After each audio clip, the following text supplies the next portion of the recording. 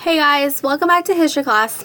Today we are going to be getting into the actual fighting and the main events of the revolution. We are going over the First and Second Continental Congress, the battles of Lexington and Concord, and the difference between a patriot and a loyalist.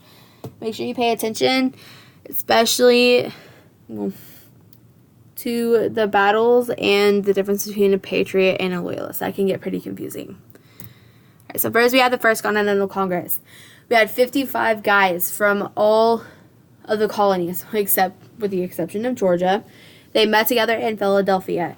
Georgia had actually tried to send a couple of delegates. They were kind of late in picking who they wanted, and those guys were traveling to Philadelphia.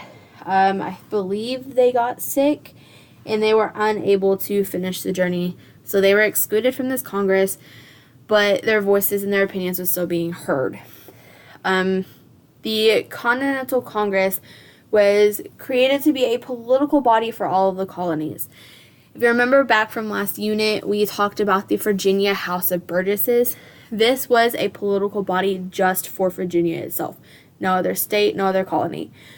The Continental Congress was created to make sure all of the people in the colonies had their voices heard and they were all represented. While they were here, they wrote a list of grievances, which is also a complaint.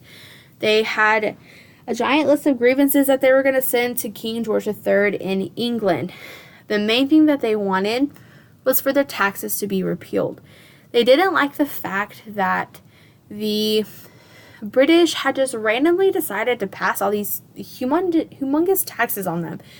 They didn't like that you had to pay for a stamp in order to buy a piece of paper. You had to have the stamp on the paper. They didn't like that. They didn't like that you had to pay a tax on tea and glass and lead and then on the paper itself.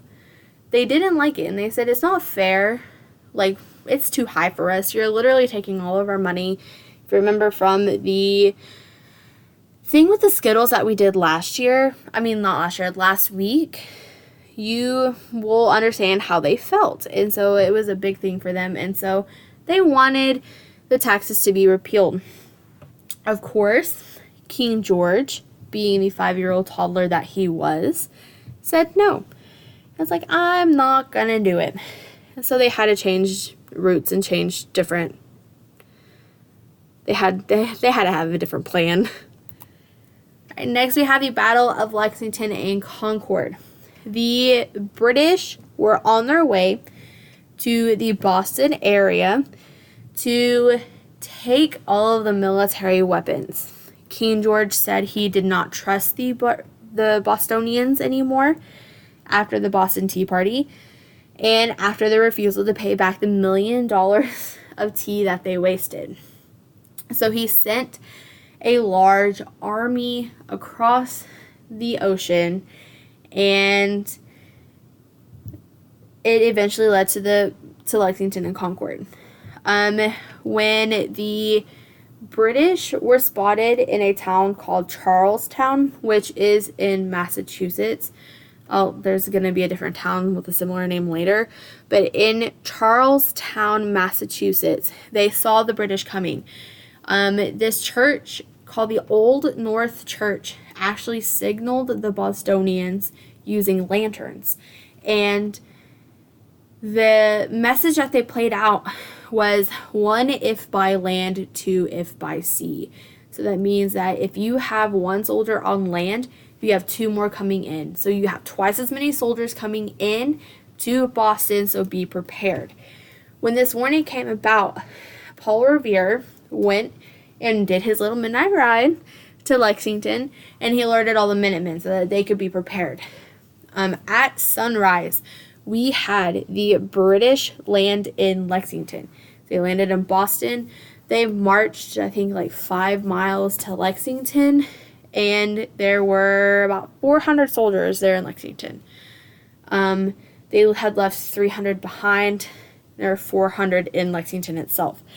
When those British soldiers got to Lexington, they were met with 77 Minutemen. And they had a little battle, and the colonists, of course, lost. They were outnumbered 400 to 77. At the end of that, they had 8 Minutemen die and then 1 British die. The rest of the British continued to march on to Concord, Massachusetts, which is about 20 miles outside of Lexington.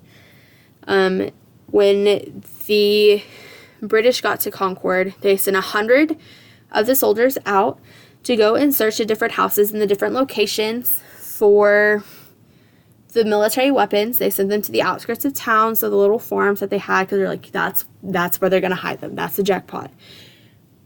So when those 100 British soldiers got to Concord, they were met with 400 Minutemen.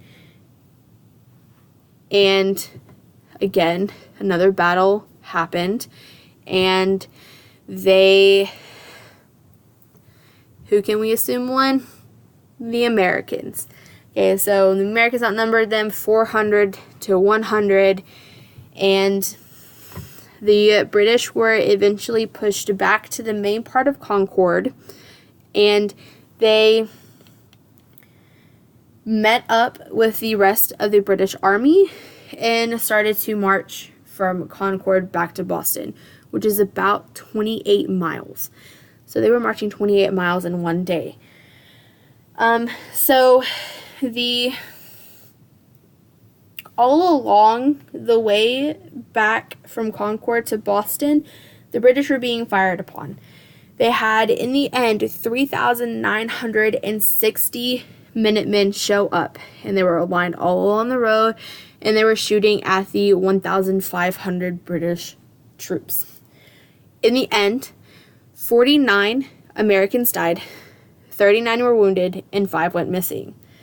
73 British died, 174 were wounded, and 53 went missing. We don't know what happened with the missing people. We can assume they all eventually died, and they were probably taken as prisoners of war.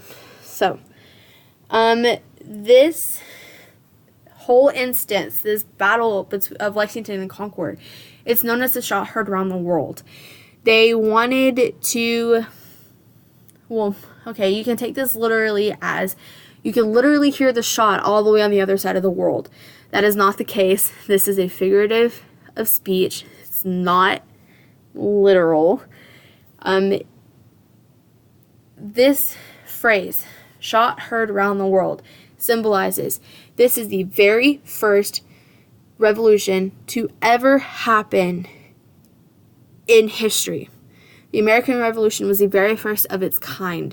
And the Battle of Lexington and Concord, the very first battles of this war, are known as the shot heard around the world because it kick-started this revolution, which then in turn started other revolutions in a giant chain of effects that is still happening and occurring today. Okay, so now we have the differences between the Patriots and the Loyalists. Okay, Patriots are people who wanted to fight against the British, and they wanted to support their own country. Well, they wanted to start their own country. They supported the Americans. Okay, one way to remember this, we have a football team called the New England Patriots. Okay, where are the New England Patriots located at? Boston, Massachusetts, where the entire thing started with the massacre and the Tea Party. All right, so Patriots supported the Americans. Loyalists, they wanted to remain loyal to Britain. They said, you know what? We actually like being British citizens. We don't mind all this at all. Like, we're making a lot of money on this stuff. We don't need to be separated. Nah, we're good. So Loyalists wanted to remain loyal to the British. The further south you went, so like the New England area and towards the middle colonies, you had more Patriots. And the further south you went, like closer and further into Georgia, you had more Loyalists because they were making more money off the British. All right, and last but not least, we have the Second Continental Congress. So after the Battle of Lexington and Concord happened, they were like, you know what, this is like ridiculous. We don't support this at all. Like something needs to be done. So all of these delegates met back in Philadelphia. We actually had delegates from Georgia this time in this one. They met back in Philadelphia. They're like, okay, well, we need some way to protect ourselves, because right now we're mainly relying on farmers who have guns. And they were like, well, we need an actual army. So they created the Continental Army, and they picked the most experienced and trustworthy person in that room at that moment, George Washington.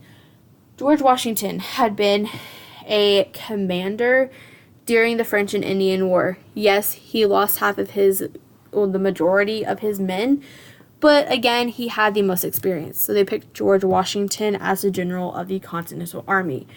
The Congress also drafted something called the Olive Branch Petition. They said in this petition they wanted to remain loyal to Britain. They wanted peace. They wanted to be treated fairly. They didn't want to be treated as outsiders, because in their eyes, they were still technically British citizens. So when they sent this olive branch petition to King George III, he was like, you know what? No, you're not a part of Britain. You're on the other side of the world. You're about 3,000 miles away from us. How can you possibly be a part of Britain when you're that far away? So he said no, and when they got his response back, of course, they weren't too happy. They went to the only other thing that they could think of, and that was declaring independence. So on Thursday, we are going to talk about the Declaration of Independence. You're going to hear a little bit about the story and about what happened with Thomas Jefferson in the Second Continental Congress during that summer, during those 3 days. And then on Friday, we're actually going to take apart the Declaration of Independence. It's something you need to know. It's something the state says you need to know. And it's actually pretty interesting and pretty important. So we're going to do that on Friday. Tomorrow, though, we're going to do an activity, and we're going to go over the differences between patriot and loyalist, mainly because it can be pretty confusing. So we will be doing that tomorrow. Be prepared for that. So no lesson tomorrow. Remember, if you have any questions about anything, please feel free to come and ask me. I am here to help you. If you don't understand something, we will figure out some way to help you. I promise. Okay, so just let me know. Make sure you get everything done. And I really hope you guys have a great day. I really do. So I'll see you all tomorrow. Bye.